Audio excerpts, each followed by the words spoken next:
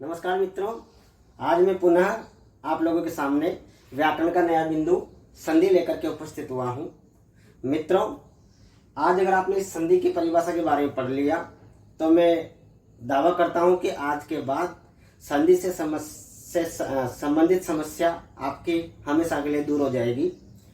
कृपया ध्यान पूर्वक संधि के बारे में समझेंगे। आज की इस कक्षा में हम केवल संधि की परिभाषा और उसके भेदों के बारे में जानेंगे।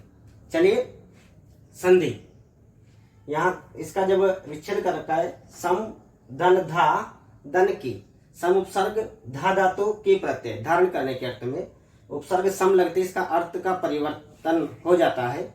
संधि जोड़ना, कोई भी दो अलग अलग चीजें हैं उनको जोड़ना संधि कहलाता है या कहलाती है। वर्ण संधानम इति संधि, वर्ण संधानम, केसाम संधानम वर्णानाम, वर्णों का जोड़ना संधि कहलाता है। एक लघु सिद्धांत कौमुदी के अनुसार परिभाषा है, परः सन्निकर्षः संहिता, परस्पर वर्णों में अति सहितः, अत्यधिक निकटता जब होती है तो उनकी संहिता संज्ञा होती है, उन्हें संहिता कहा जाता है। इसके सरल तरीके से हम समझेंगे, दो समीपस्थ वर्णों के विकार युक्त मेल को संधि कहते हैं। मित्रों, परिभाषा को थोड़ा ध्यान से समझने की कोशिश करेंगे। दो समीपस्थ वर्णों के विकार युक्त मेल, जब दो वर्णों का मेल होता है, मेल होता है, मिलन होता है, वह दोनों वर्ण कैसे होने चाहिए? पहले तो समीपस्थ, बिल्कुल पास पास में, और उन दोनों वर्णों के विकार, उनके जो मेल होता है उनमें कोई ना कोई विकार होता है। क्या होता है मित्रों? विकार युक्त मेल को संधि कहा जाता है। अब विकार क्या होता है, विकार कितने प्रकार का होता है? तो विकार मित्रों, विकार का मतलब परिवर्तन कितने प्रकार का? 3 प्रकार का। जब उन दो वर्णों का मिलन होगा तो उनमें कोई ना कोई आदेश होगा, जब उन दो वर्णों का मिलन होगा तो वहां पर कोई ना कोई आगम होगा, या फिर लोप की प्रक्रिया होगी। ये तीनों प्रक्रियाएं हैं, आदेश, आगम, लोप, ये तीनों व्याकरण की परिभाषाएं हैं। मित्रों, एक बार संधि की परिभाषा फिर जान लेंगे। दो समीपस्थ वर्णों के विकार युक्त मेल को संधि कहते हैं। विकार कितने प्रकार के होते हैं? 3 प्रकार के, आदेश, आगम, लोप। अब आइए हम इनकी तीनों की परिभाषा के बारे में जानेंगे। तो अब आदेश क्या है, आगम क्या है, लोप क्या है? चलिए मित्रों, आदेश, जब एक या दो वर्णों को हटाकर उनके स्थान पर अन्य वर्ण का आना आदेश कहलाता है। एक या दो वर्णों को हटाकर उसके स्थान पर दूसरे वर्ण का आना, रिप्लेस होना, आदेश कहलाता है। इसको व्याकरणिक परिभाषा में मित्र शत्रुवत आदेश है। आदेश जो है शत्रु के समान, या तो नहीं या फिर मैं नहीं। अर्थात जब कोई अन्य वर्ण आएगा तो वे दोनों वर्ण वहां से हट जाएंगे। जैसे हमने एक दीर्घ संधि का एक सामान्य उदाहरण मैंने यहाँ पर लिया है ताकि आप लोग समझ सकें। हमें प्राथमिक कक्षा में गुरुजनों के द्वारा पढ़ाया गया था, अ धन अ दोनों मिलके क्या होता है? आ। तो मित्रों, ये अ और ये अ जो है, इन दोनों को हटाकर ये आ आया है।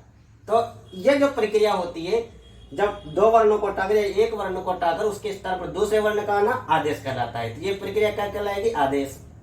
समझ में आया? जब संधि में दो वर्णों का मिलन होगा तो उनमें यह विकार होगा कि या तो कोई न कोई वर्ण आदेश होगा। चलिए, दूसरा है आगम, किसी भी वर्ण के पास में अन्य वर्ण का आना। मित्रवत आगम, आगम मित्र के समान। अपनी कुर्सी पर से मान लो आप बैठे हैं, आपका दोस्त आ गया, चला जा तू भी बैठ जा मेरे पास में, तो ये होता है मित्रों आगम। एक वर्ण के आने पर के पास में दूसरा वर्ण आ जाता है, उसके आने से अन्य वर्णों पर कोई प्रभाव नहीं पड़ता है, यह प्रक्रिया आगम कहलाती है। यहाँ पर स्व, धन, छाया, यहाँ पर तुक आगम होता है मित्रों। ये हम आगे पढ़ेंगे तो इस त का आगम हो जाता है। त के आने से इस व में मिला हुआ अ और इस छ में कोई प्रभाव नहीं पड़ा है। तो किसी भी वर्ण के पास में एक वर्ण का आकर बैठ जाना आगम कहलाता है, और इसके आने से अगर ये प्रक्रिया हुई है तो भी संधि कहलाएगी। चलिए, लोप, किसी भी वर्ण का न दिखाई देना या गायब हो जाना लोप कहलाता है। संधि करते हुए कहीं पर वर्णों का लोप होता है मित्रों, तो किसी भी वर्ण का न दिखाई देना या गायब होना क्या कहलाता है? लोप। जैसे कत्वा प्रत्यय है, कत्वा में क का लोप है तो यहाँ पर त्वा शेष बचता है। तो मित्रों, संधि में क्या होता है? आदेश होता है, आगम होता है, लोप होता है। अगर तीनों प्रक्रियाओं में से एक भी प्रक्रिया अगर हो रही है, आगम हो रहा है या आदेश हो रहा है या लोप हो रहा है, तो संधि कहलाती है। दो वर्णों के मिलन होने से उनमें विकार होगा, और विकार कौन कौन सा, या तो आदेश या आगम या लोप। अगर मान लो विकार नहीं होगा, मान लीजिए विकार नहीं होगा, तो फिर क्या, विकार नहीं होगा तो फिर क्या कहलाएगा वो, दो वर्णों का मिलन तो होगा। दो वर्णों का मिलन का मतलब यह है, मान लीजिए किसी भी व्यंजन में अगर स्वर मिला दिया, जैसे मां में हमने अ को मिलाया, ये मां है, इस मां में अ मिलाया मित्रों, तो क्या बन गया ये मां।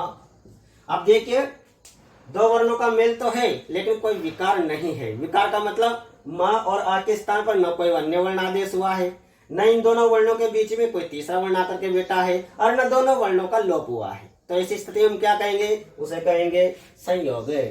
दो व समीपस्थ वर्णों के विकार रहित मेल को संयोग कहा जाएगा, विकार युक्त मेल को संधि कहा जाएगा। अब यहाँ पर देखिए म दन अ में ये म बना है, जब हम इसका विच्छेद करेंगे मित्रों तो वापिस इसी तरह लिखा जाएगा म दन अ। यहाँ पर ना आदेश है, ना आगम है, न लोप है। जहां पर आदेश होगा तो संधि कहलाएगी, आगम होगा तभी संधि कहलाएगी, लोप होगा तभी संधि कहलाएगी। तो परिभाषा क्या हो गई कि दो समीपस्थ वर्णों के विकार युक्त मेल को संधि कहा जाएगा। आइए आज हम संधि के भेद के बारे में जानेंगे। तो संधि मुख्यतः तीन प्रकार की होती है मित्रों। देखिए स्वर संधि, इसे संस्कृत में अच संधि कहा जाता है। दूसरी व्यंजन संधि, खल संधि कहा जाता है, और तीसरी है विसर्ग संधि। आज के इस वीडियो में हम केवल इतना ही पढ़ेंगे, आगे इनके भेदों के बारे में हम जानेंगे। तब तक के लिए बहुत बहुत धन्यवाद।